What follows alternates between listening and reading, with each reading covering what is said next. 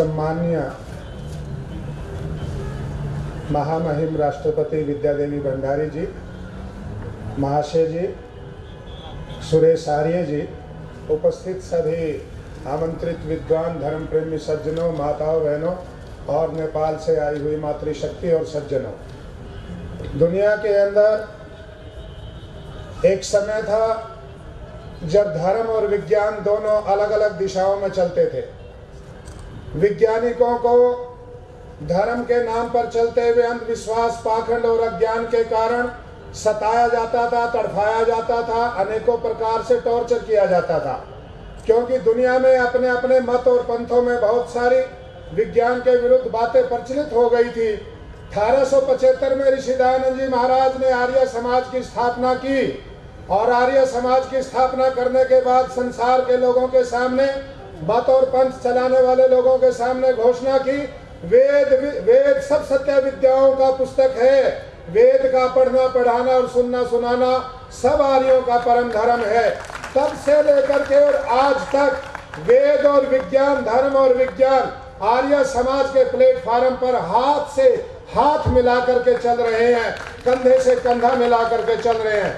हम बहुत सारी साइंटिफिक कॉन्फ्रेंस को अटेंड करने के लिए जाते हैं, वहां पर हमसे पूछा जाता है, क्या ऐसा कोई भी आप कोई रिसर्च पेपर दिखा सकते हैं?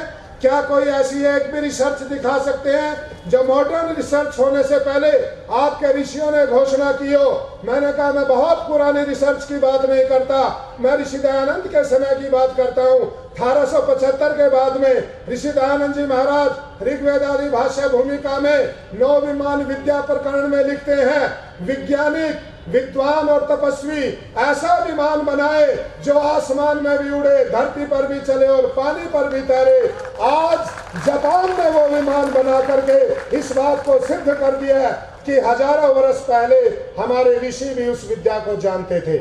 सज्जनों, एक ही बात कहने के लिए आज ये आर्य समाज ने अंतर्राष्ट्रीय सनातनवादी महासम्मेलन का आयोजन किया है। क्या?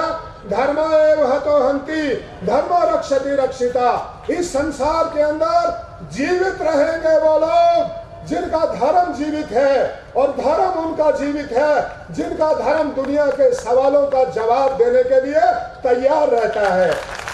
आज संसार में तलवार चल रही है। क्यों? क्योंकि वहां तर्क को कोई स्थान नहीं है। धर्म के नाम पर खून की नदियां बहाई गई। क्यों? क्योंकि तर्क का जवाब बंदूक की गोली और तलवार से दिया जाता था। आर्य समाज ऐसा प्लेटफार्म है, सारी दुनिया को आहूत करता है, सारी दुनिया को बुलाता है कि वेद के ऊपर सवाल करो, आर्य समाज के ऊपर सवाल करो, वैदिक धर्म के ऊपर सवाल करो, उपासना पद्धति पर सवाल करो, दार्शनिक मंतव्य पर सवाल करो, आर्य समाज उसका जवाब देगा। सारी दुनिया आमंत्रित है।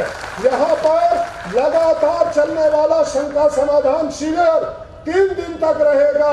हजारों सवाल उठाओ, पुनर्जन्म पे उठाओ, धर्म पर उठाओ, ईश्वर की सत्ता पर उठाओ, वेद पर उठाओ, ईश्वरीय ज्ञान पर उठाओ, मानवीय उन्नति पर उठाओ। हर किसी सवाल का जवाब यदि किसी प्लेटफार्म से प्राप्त हो सकता है, उस प्लेटफार्म का नाम आर्य समाज है। और मैं 2 बातें कहना चाहता हूं। संसार ऋणी है नेपाल का। यदि नेपाल राष्ट्र ना होता तो दुनिया के पास में बुद्ध ना होता। यदि नेपाल राष्ट्र ना होता, दुनिया के पास में मां कहने के लिए माता सीता ना होती।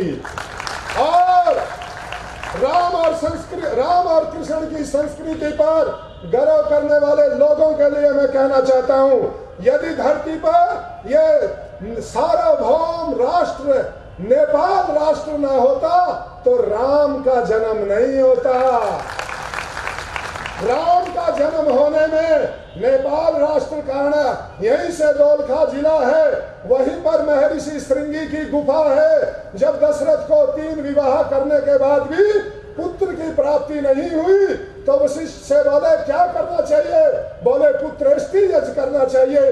पुत्रेष्टि यज्ञ आज धरती पर कौन करा सकता है कि हिमालय की गुफा में दोलखा में तपस्या करने वाले महर्षि श्रृंगी अकेले ऐसे ऋषि हैं जो पुत्रेष्टि यज्ञ करा सकते हैं। इसी नेपाल राष्ट्र से महर्षि श्रृंगी यज्ञ कराने गए, वो यज्ञ का प्रसाद रानियों ने खाया और नेपाल के इस परोपकार स्वरूप भगवान राम का धरती पर आगमन हुआ। ऋणी है हम इस नेपाल राष्ट्र के, ऋणी है हम इस संस्कृति के। ये जो वैदिक सम्मेलन का आयोजन हुआ है, ये केवल एक ही उद्देश्य से हुआ है, हर एक नेपाल का नागरिक, बच्चा, माता, बहनी, भाई सभी वेद से जुड़ जाए और अपना कल्याण प्राप्त करें। इन्हीं शब्दों के साथ ओम शांति।